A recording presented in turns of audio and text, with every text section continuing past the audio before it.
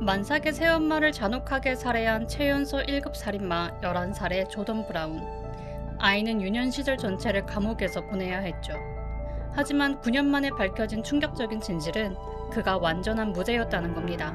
더욱 기가 막힌 건 억울하게 빼앗긴 그 긴 세월 동안 소년이 받은 보상금이 단 1원도 없었다는 사실이에요. 도대체 왜 이런 비극적인 일이 벌어진 걸까요?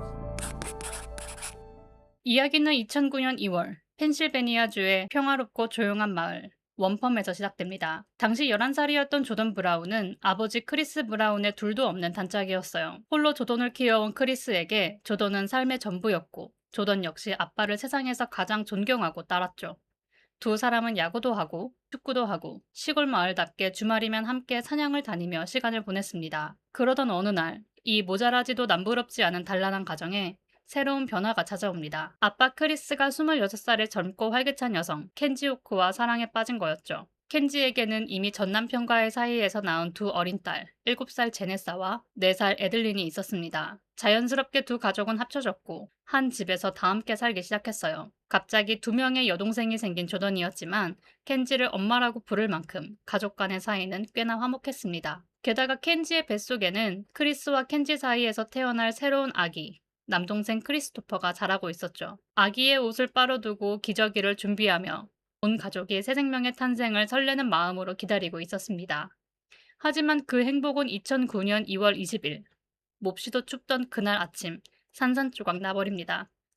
사건 당일 아침 아빠 크리스는 평소처럼 공장으로 출근했어요.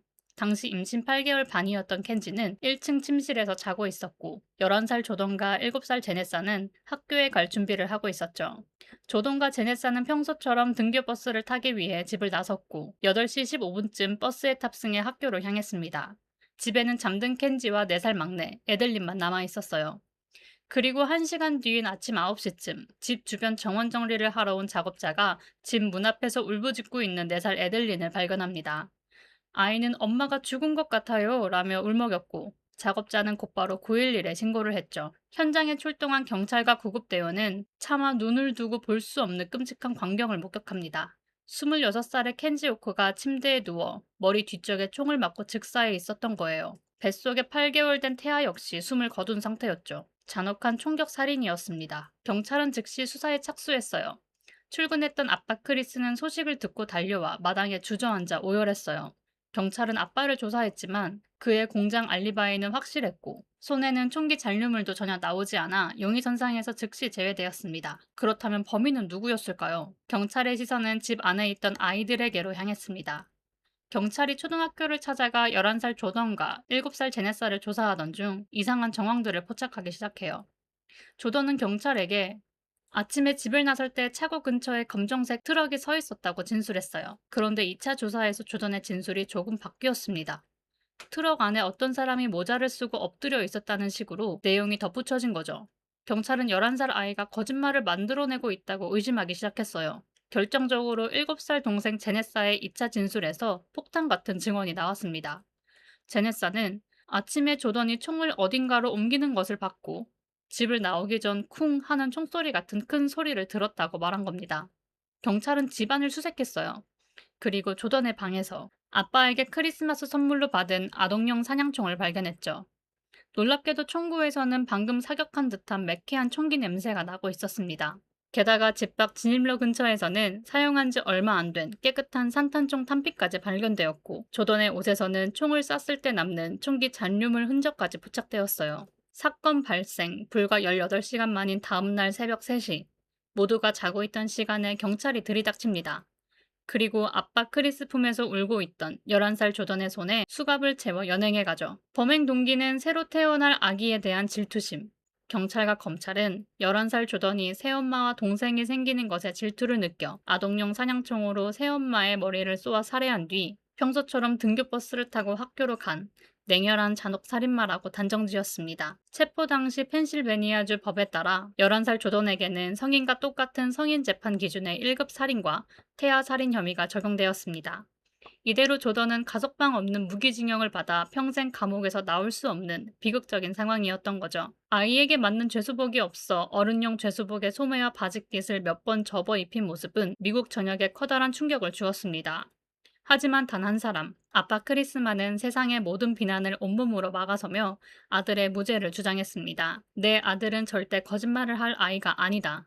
11살 아이가 어떻게 이런 완벽한 계획 범죄를 저지르며 시치미를 떼겠냐며 전 재산을 털어 변호사를 고용하고 싸움을 시작했죠. 아빠와 변호인단은 끈질긴 법정 싸움 끝에 가까스로 이 사건을 성인 재판이 아닌 소년 재판으로 넘기는 데 성공했습니다. 무기징역은 면하게 되었지만 2012년 소년법원 판사는 조던에게 범죄 혐의가 인정된다며 소년법상 내릴 수 있는 최대 형량인 만 21세가 될 때까지 소년원 구금 판결을 내리게 됩니다. 크리스는 매주 주말마다 왕복 7시간이 넘는 거리를 차로 달려가 갇혀있는 아들을 면회했습니다. 피해자 유족인 처가 식구들과 마을 주민 전체가 그를 배척하고 손가락질했지만 아버지는 결코 아들의 손을 놓지 않았어요. 그리고 변호인단이 경찰의 수사 기록을 하나하나 파헤치기 시작하면서 경악스러운 사실들이 수면 위로 드러나기 시작합니다. 경찰의 수사가 얼마나 허술했고 확증 편향으로 가득 차 있었는지가 밝혀진 거예요. 첫째, 7살 제네사의 진술이었습니다. 어린 아이에게 유도 질문을 반복하여 기억을 오염시켰다는 정황이 포착되었죠. 게다가 제네사가 들었다는 쿵 소리는 당시 사건 현장의 구조상 1층 침실에서 총을 쐈다면 밖이나 2층에 있던 제네사가 들은 소리의 타이밍과 전혀 맞지 않았습니다. 둘째는 총기 잔류물과 총기 냄새였습니다. 조던이 살던 곳은 시골 마을이었고 조던은 사건 불과 며칠 전까지도 아빠와 함께 사냥을 다녀왔습니다.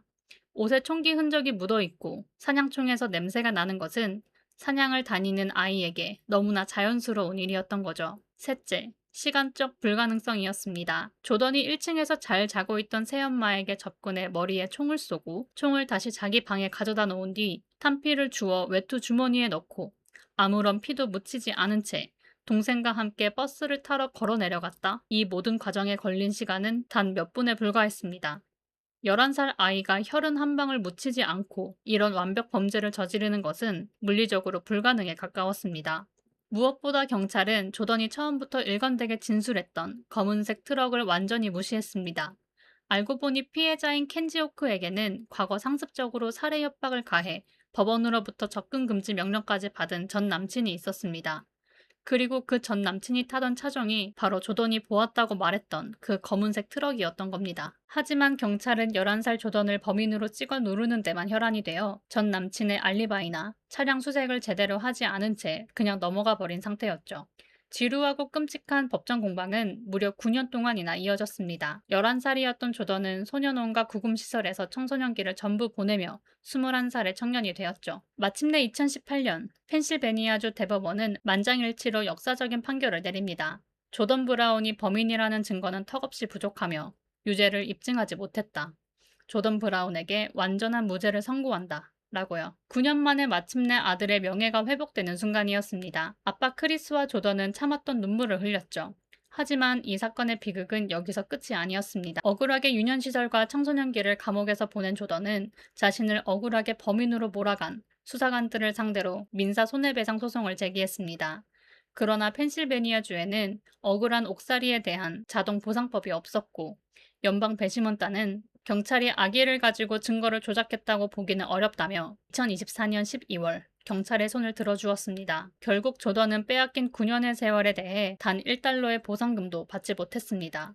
그렇다면 임신 8개월의 켄지 호크와 태아를 잔혹하게 살해한 진짜 범인은 누구였을까요? 경찰이 사건 초기에 11살 아이에게만 수사를 집중하느라 진범을 찾을 수 있는 골든타임을 놓쳐버렸고 현장 증거는 이미 모두 훼손되었거나 사라진 뒤였습니다. 결국 켄지 호크 살인사건은 현재까지 진범을 찾지 못한 채 영원한 미제 사건으로 남게 되었습니다. 11살이라는 어린 나이에 살인마라는 누명을 쓰고 인생을 빼앗긴 소년, 그리고 아들을 지키기 위해 모든 것을 바친 아버지, 끝내 정의를 구현받지 못한 채 억울하게 눈을 감은 피해자까지 경찰의 그릇된 확증 편향과 부실 수사가 한 가족의 삶을 어떻게 송두리째 무너뜨렸는지 보여주는 아주 쓸쓸하고도 비극적인 이야기였습니다.